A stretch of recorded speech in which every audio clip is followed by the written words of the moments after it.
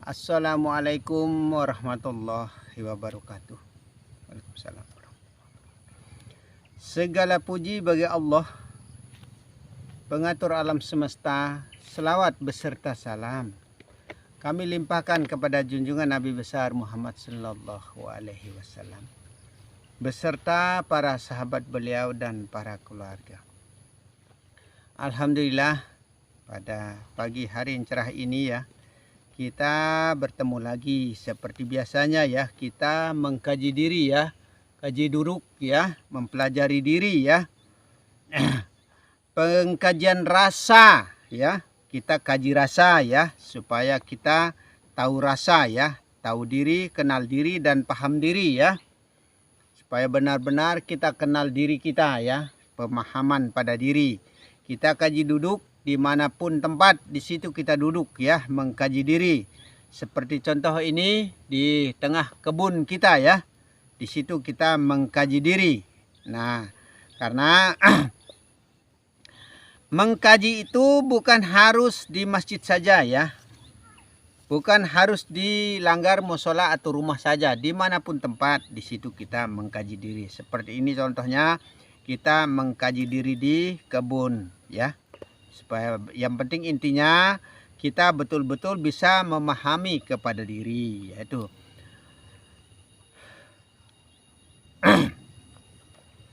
syariat ya.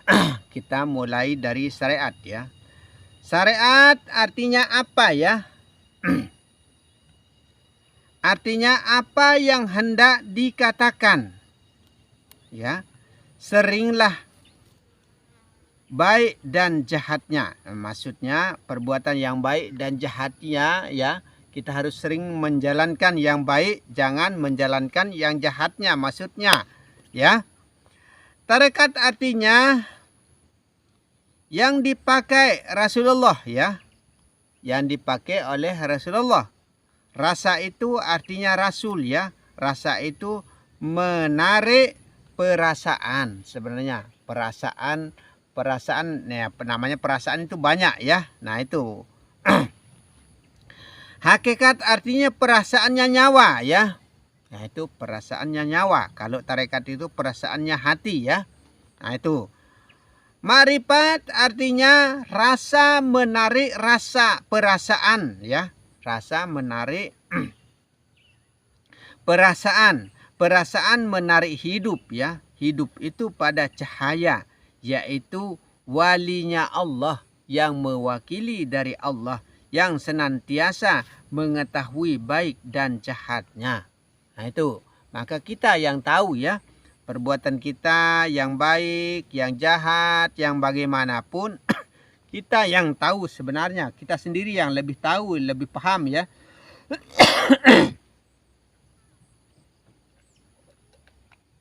Karena kita yang tahu isi hati kita sendiri. Salah benar perbuatan kita, kita yang lebih tahu, yang lebih paham ya. Nah itu. Muridnya, ini perkataan murid dan guru ya. Percakapan guru dengan murid maksudnya. Muridnya berkata lagi ya. Sebelumnya hamba mohon ya. Sebelumnya hamba mohon beribu ampun. Yaitu saya mohon diterangkan. Yaitu jalannya santri itu tiap-tiap hari ia jungkir-jungkir mencium tanah. Ini pertanyaan murid ya, jungkir-jungkir mencium tanah. Mengatakan dirinya sembahyang. Itu bagaimana artinya? Nah, ini ditanyakan oleh muridnya kepada gurunya. Santri itu kok jungkir-jungkir setiap hari katanya. Itu sembahyang maksudnya ya. Jawab gurunya ya. Jawab gurunya, ringkas saja keterangannya itu katanya. Nah, ini maksudnya itu nyawa menyembah iman. Itu hamba menyembah Tuhannya. Nah, itu hamba menyembah Tuhannya. Maksudnya jasad yang tiada berdaya ini serahkan total hanya kepada yang kuasa maksudnya ya. Nyawa menyembah cahaya. Nah, itu nyawa menyembah cahaya. Wakilnya Allah. Cahaya itu yang mewakili dari Allah ya. Maka disebut wali itu ya. Itulah nyawa sebenarnya. Yang disebut nur itu ya. Sebab itu orang sembah ya, orang sembahyang maksudnya permulaannya menyebut usalli ya, menyebut usalli, wali ya, yang mewakili maksudnya, yaitu menyembah asalnya sendiri. Itu sebenarnya kita menyembah asal kita sendiri.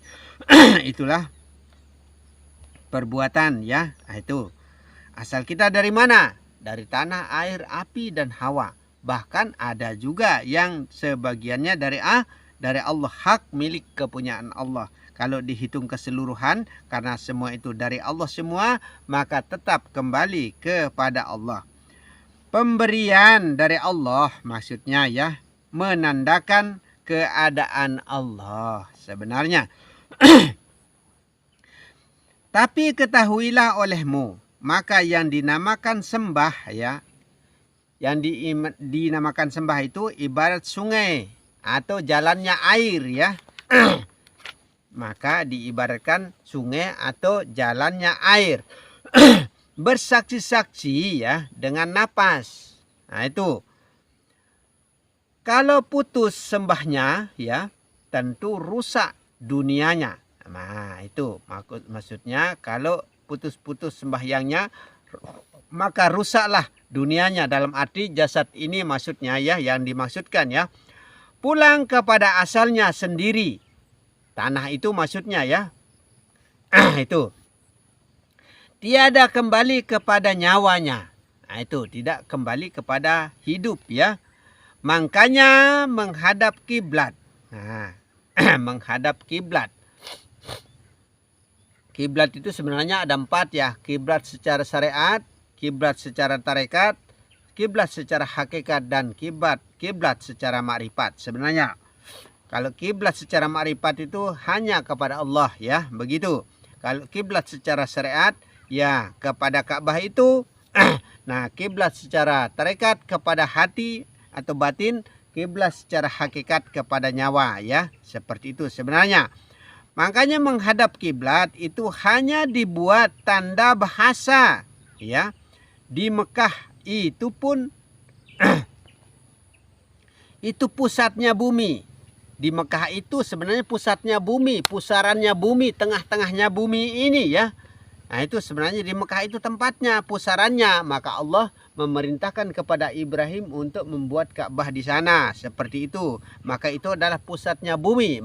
Makanya ya, dari barat menghadap ke timur, dari timur ke barat, utara ke selatan. Karena disitulah pusatnya bumi ya. Dalam batin yaitu menyembah pada dunianya sendiri. Nah itu. Menyembah kepada dunianya sendiri, maksudnya ya, kepada, tujukan kepada di dalam diri maksudnya sebenarnya, karena di situ juga ada Allah. Nah itu, di situ tempatnya Allah, di dalam jasad ini maksudnya, di dalam tubuh ini sebenarnya, di situ tempatnya hidup maksudnya. Jikalau salah penerimaanmu, kalau kita salah terima ya, salah sangka ya maksudnya ya, lalu berani membuang baitul dan asal, berani kalau kita berani membuang asal kita ya, serta berani kamu mengaku di dirimu Allah, kalau kita berani mengaku diri kita itu adalah Allah, yang demikian itu orang gila sebenarnya. Nah itu, kalau orang yang berani mengakui dirinya Allah itu orang gila ya. Nah itu. Kalau orang gila ya, tidak tahu apa-apa ya. Nah, orang mabuk juga begitu. Dia tidak ingat apa-apa. Nah itu. Dititipi tiada berasa. Nah, dititipi ya maksudnya ya, hamba itu maksudnya dititipi tidak merasa. Diakuinya dirinya saja. Itu bukan jalannya, bukan caranya sebenarnya. Nah itu. Maka kita harus mampu membedakan antara yang zahir dan batin. Kalau itu tidak mampu kita bedakan, maka kita akan keliru dan keliru. Begitu. Antara zahir dan batin tidak terpisahkan. Nah itu. Tapi harus bisa kita bedakan. Nah itu. Yang begitu tetapi tidak boleh hamba mengaku Allah. Nah, tidak boleh badan ini mengaku kepada Allah, tentu akhirnya celaka. Nah, maka kita akan jadi bahan pembicaraan orang sampai di mana-mana ya. Nah itu, maka dalam syariat tidak setuju dalam kemakrifatan. Nah itu, maka kita akan menjadi orang-orang celaka. Salah jalan sebenarnya. Nah itu, kata muridnya, ada Baitul Haram.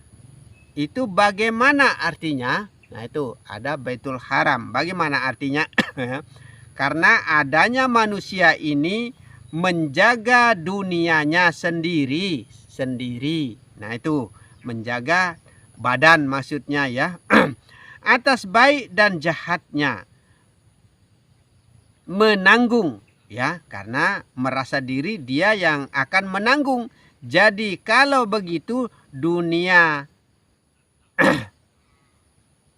menolak isinya. Nah itu makanya badan akan menolak dalamnya, jadinya begitu. Jawab gurunya, itu betul. Nah itu ada perbedaannya. Baitul dan haram yaitu kepunyaan Rasul. Nah itu manusia kepunyaan Rasul. Rasul itu rasa ya. Manusia itu kepunyaannya Allah. Nah itu milik Allah. Tidak ada perasaan apa-apa. Tidak memiliki apa-apa ya. Hanya Rasul yang mempunyai. Hanya rasa yang memiliki. Baitul Haram. Yaitu bolehnya menyembah negeri. Bolehnya menyembah negeri maksudnya diri ya. Diri zahir maksudnya. Karena kalau kemasukan barang jahat tentu merusak jalannya. Nah itu akan merusak jalannya ya. Haram artinya kotor ya. Jangan sampai kemasukan barang yang kotor. Nah itu maksudnya ya. Jangan kita makan dari makanan yang tidak jelas ya. Tidak tahu usul asalnya. Hasil rampokan, curian, rampasan, dan lain sebagainya. Banyak contoh-contoh. Kalau ini kan tidak perlu saya ini. Kita sudah paham semua dalam kesyariatan ya. Ketahuilah olehmu. Baitul artinya pekerjaan ya. Artinya pekerjaan. Tidak jadi. Pekerjaan yang belum sempurna sebenarnya. Itu artinya baitul ya. Jangan diteruskan ya, karena sia-sia pekerjaan itu sebenarnya. Nah itu secara zahir maksudnya ya. Najis artinya kotoran di luar badan. Nah itu di luar badan ya. Najis artinya. Maksudnya ya kalau tidak kembali kepada yang di dalam diri ya. Wajiblah dijaga. Maka itu juga harus dijaga. Jangan sampai tersentuh. Lebih susah jalannya dan alamnya orang hidup. Nah itu. Jikalau sudah tahu keluar masuknya, tidak sempurna hidupnya. Nah itu. Tidak sah kita hidup kalau kita tidak tahu jalan keluar masuk. Ibarat rumah harus ada pintu ya. Harus ada pintu supaya kita bebas tinggal keluar, tinggal masuk. Begitu. Sebagai orang bingung, sama seperti orang bingung ya. Kalau tidak ada pintu ya, kita mau masuk dari mana, putar-putar cari jalan. Harus panjat, harus bagaimana. Nah seperti itu, seperti orang bingung. Senantiasa menoleh ke kanan dan ke kiri. Ya, menyembahnya. Makanya kita selalu di sholat itu ada salam ke kanan dan ke kiri. Nah itu. Tidak tentu tujuannya. Nah itu tidak tentu tujuannya karena belum mengenal yang disembah maksudnya. Tidak tahu yang menyembah dan yang disembah. dan tidak tahu menempatkannya. Itu tidak tahu kita tempatkan ya, kejadiannya menyembah berhala. Kalau kita tidak tahu yang kita sembah, tidak paham yang kita sembah, kemana arah kita menyembah, maksudnya bukan adab kita ke kiblat itu saja yang dimaksudkan. Ini paham maksud saya ini ya. Sama seperti kita menyembah berhala jadinya. Seperti itu maksudnya. Itulah sembah sia-sia jikalau mati orang itu. Sia-sia sembah kita. Maka tapi harapan kita mendapatkan pahala saja. Padahal belum tentu ada pahalanya karena kita tidak tahu arah dan tujuan kita menyembah. Begitu. Kita tidak tahu yang disembah dan siapa menyembah dan siapa yang disembah. Begitu sebenarnya. Kita itu inginnya nyawanya ya tembus pula kepadanya, menjadi setan di langkah kita sebenarnya akan menjadi setan pada langkah kita ya. Kayu atau batu tempatnya hinggap. Nah jadinya kita menyembah itu kalau tidak jelas ya, menjadi kayu jadinya tempatnya hinggap, batu jadinya tempatnya hinggap. Dalam artinya jangan sampai kita menyembah kepada batu dan kayu maksudnya ya. Menyusahkan orang banyak ya. Betapa celakanya sebagai setan yang asli. Kalau seandainya kita dihitung sebagai setan sama seperti setan yang asli, bagaimana celakanya kita. Begitu. Makanya jangan sembarang menyembah dalam artinya tiap-tiap hari tiada hentinya ya. Tidak ada berhentinya menyembah ya kepada batu dan kayu ya, hingga pada kayu yang besar. Berbicara sendirinya tidak tentu yang dibacakan, hendaknya agar dipercaya oleh orang yang mendengarnya. Itu agar mewajibkan orang hidup ya, karena kamu masih muda. Nah ini dikembalikan kepada muridnya karena dia masih muda ya. Bergurulah kamu dengan sungguh-sungguh pada pengetahuan. Maksudnya jangan kita salah mengartikan ya. Yang utama jangan pengetahuan itu setengah-setengah. Maka kita mempelajari ilmu ya, jangan tanggung-tanggung ya sekalian. Karena orang yang mengetahuinya setengah-setengah mempunyai itu ibarat anak kerbau ya. Kalau pengetahuan kita setengah-setengah ibarat anak kerbau yang mengejar induknya. Itu mencari guru terus maksudnya ini ya. Nah, tidak ada guru, tidak tahu, nggak paham begitu. Seterusnya jadinya kayak anak kerbau mengejar-ngejar induknya terus begitu. Dia nelangsa sendiri. Nah, seperti itulah. Makanya kita harus yakin diri, paham diri, tahu betul-betul keilmuan. Akhirnya kita bisa lepas dari induk, dalam artinya kita bisa lepas dari guru. Begitu maksudnya ya. Maka kita pelajari keilmuan itu betul-betul maksudnya ya. Sudah di tengah tempatnya, padahal sudah di tengah-tengah ya, tetapi bingung. Nah itu. Senantiasa menoleh ke kiri dan ke kanan. Ya, itu lirik kanan, lirik kiri. Tidak sempurna pengetahuannya. Nah itu, karena belum mumpuni keilmuan itu. Kehabisannya, penghabisannya ya, tapi tidak mengetahui tengahnya. Nah itu. Dalam artinya tidak paham yang kita sembah dan menyembah, tidak tahu ujung pangkalnya. Maksudnya tidak mengetahui sudut tepi sudah terliput oleh tengah-tengahnya. Nah itu. Yang di tengah ada ya. Yang di tengah-tengah itu ada. Jikalau sempurna hidupnya, yaitu itulah tempatnya manusia. Kalau sudah sempurna ya, disitulah tempatnya manusia. Yang ku artikan ya, yang diartikan ya, suwung ya. Suwung itu kosong. Nah, sok kosong. Nah, ya. Ku artikannya mengokohi ya. Mengokohi, menguat, menjadi mengakali yang kosong. Adanya Allah. Nah, itu kuatnya maksudnya tidak tentu jadinya Allah itu. Nah, itu karena kalau kita belum paham keilmuan ya. Rasul dan hamba itu ya pada kosong kuatnya. Nah, rasul dan hamba itu kuatnya pada kosong. Dalam artinya karena tidak paham ya. Sekalian itu bersifat kodim. Nah, semua itu bersifat hanya kembali kepada Allah. Tetapi mesti ada. Harus ada sebenarnya. Jangan tidak ada. Nah, itu. Serta ada dengan saksinya. Nah, maka kita harus menyaksikan, mengetahui ya. Yaitu yang sudah saya terangkan di atas. Nah, itu. Artinya tengah di situ ada apa? Apa kira-kira ya? Bawah, tengah, dan atas. Yang bawah beserta isinya. Nah, itu beserta isinya. Yang tengah tempat kosongnya. Ya, itu ya. Yang tengah itu tempat kosongnya. Yang di atas matahari dan bintang. Nah, itu. Jikalau menyembah ke bawah, tentu sesat penyembahannya itu. Nah, itu. Kalau ke bawah, tentu sesat ya.